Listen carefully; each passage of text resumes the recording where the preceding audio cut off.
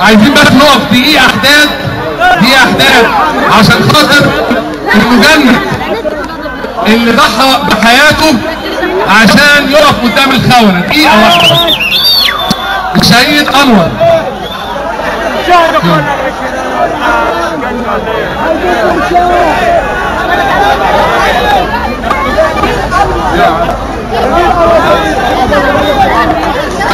عايزين نقول لأمه وأبوه إن إحنا الشعب المصري نقدر اللي هو عمله.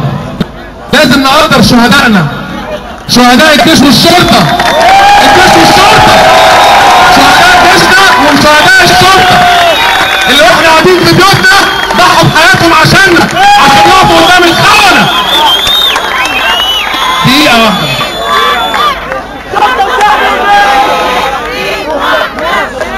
يحضر جميع الشهداء. آمين.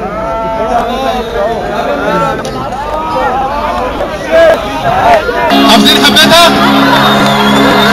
أنا غير عليها وهعلم في حلاوتها، حبتها دي بلدي اللي أنا اتمنيتها، كبرت وعرفت قيمتها، دي ملهاش بديل غرامها وليل سيرتها، حكايتها وعايزة عالحياة دي لقيتها، بلدي اللي فاتحة لي بيتها، أنا غدير عليها وعلي فيها نويتها ونويتها. بلدي وحبايبي وأهلي شوقي ليها كل يوم من بدري،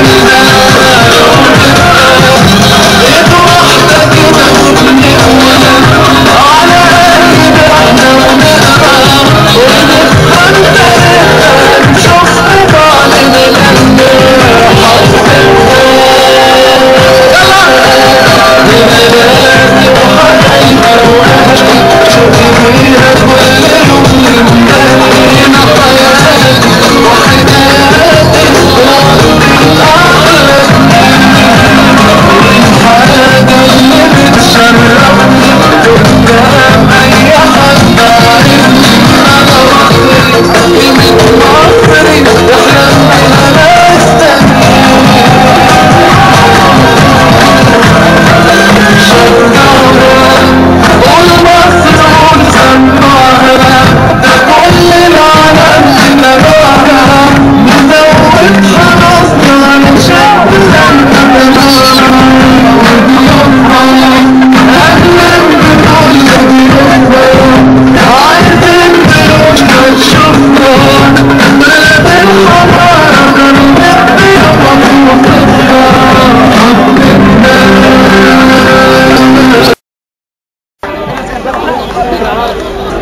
انا صوت تسمعه؟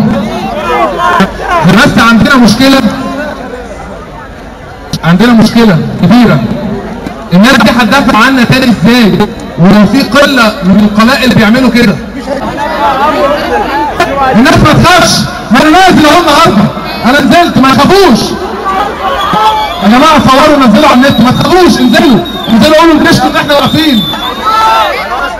لا الناس اللي جت النهارده دي رجالة.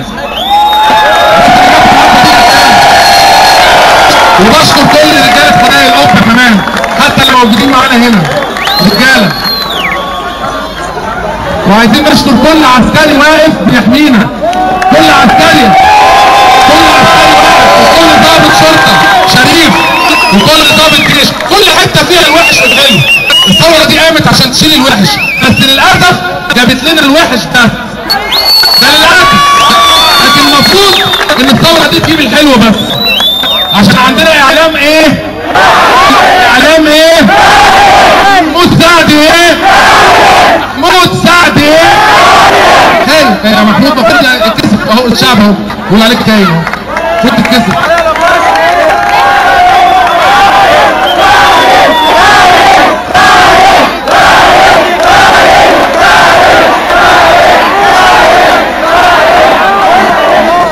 وبشكر طبعا اهالي العباسيه اللي موجودين معانا هنا، يرفعوا ايديهم كده اهو. اهالي العباسيه اهو كمان معانا.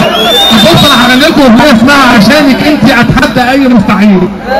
يا ملكي فاكر مش نسيبك الجميل.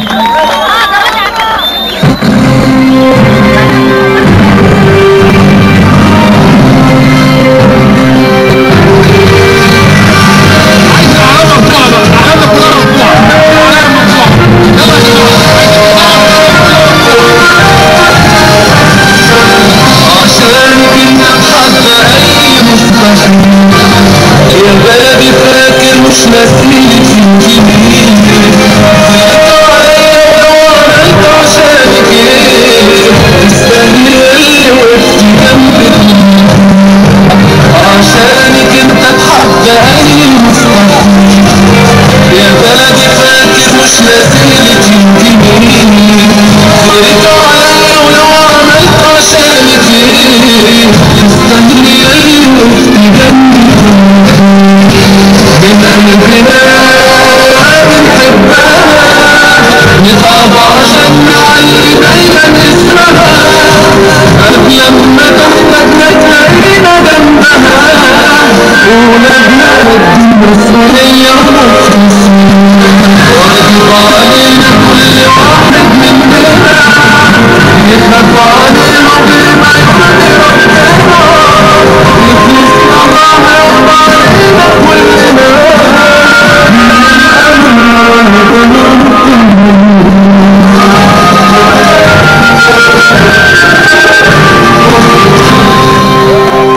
شكرا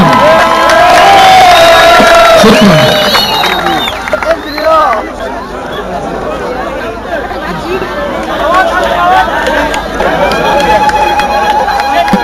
عايز اقول لكم على حاجه. اولا احنا جايين هنا عشان خاطر حد واحد بس، مصر. جايين هنا عشان مصر، مصر بس، مصر بس. وكل اللي انا بعمله ده عشان خاطر مصر بس. اشخاص مش لاي مؤسسات، مش لاي حاجه. جنود دول جنودنا احنا، اهالينا احنا.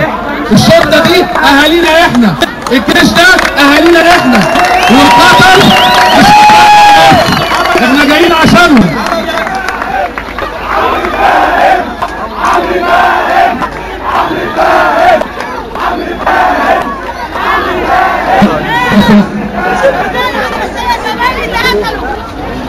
يلا يا جماعه.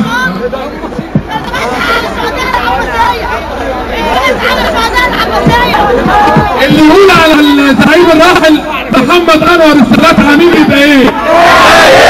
اللي يقول على الزعيم الراحل محمد انور السادات عميل يبقى ايه؟ يبقى ايه؟ صور يا هاني انا عايز تنزل. اللي يقول على الزعيم انور السادات ان هو عميل يبقى ايه؟ اللي يقول على الزعيم انور السادات عميل يبقى ايه؟ يبقى ايه؟ لا مش هنشتم حد، هو الشعب هو اللي هيقول له. اكيد وهم فاكرين ان ده من الجيش الاسرائيلي، لان استحاله مصر يعمل كده، استحاله مصري يعمل كده. واللي عملوه في الشرطه زمان السنه اللي فاتت برضه كان استحاله يكون مصري يعمل كده. واللي يخاف من الشرطه واحد بس، مين؟ مين؟ مين؟ واللي يخاف من الجيش واحد بس، مين؟ مين؟ مين؟ طيب يبقى احنا دلوقتي عرفنا ان اللي بيخاف من ايه؟ من الشرطه الحرامي، واللي يخاف من الجيش خاين. خاين خاين. سمعوهم اللي كانوا موجودين في العباسيه تقول لهم ايه؟ تقول لهم ايه؟ الشعب المصري بيقول لكم ايه؟ طيب المذيع اللي يطلع يدافع عن واحد خاين يبقى ايه؟ المذيع اللي يطلع يدافع عن واحد خاين يبقى ايه؟ اي مرشح رئاسي يطلع يدافع عن واحد خاين يبقى ايه؟ اي مرشح رئاسي يطلع يدافع عن واحد خاين يبقى ايه؟ دلوقتي عرفنا ان مرشحين الرئاسه عارفين ان هو ده خاين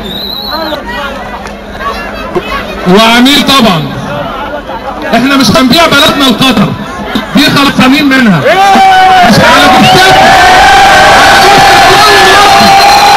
مش هنبيع بلدنا لقطر. قطر عايزه ترجع مصر ومصر مش هترجع، والمجلس العسكري مش هيرجع، والجيش مش هيرجع.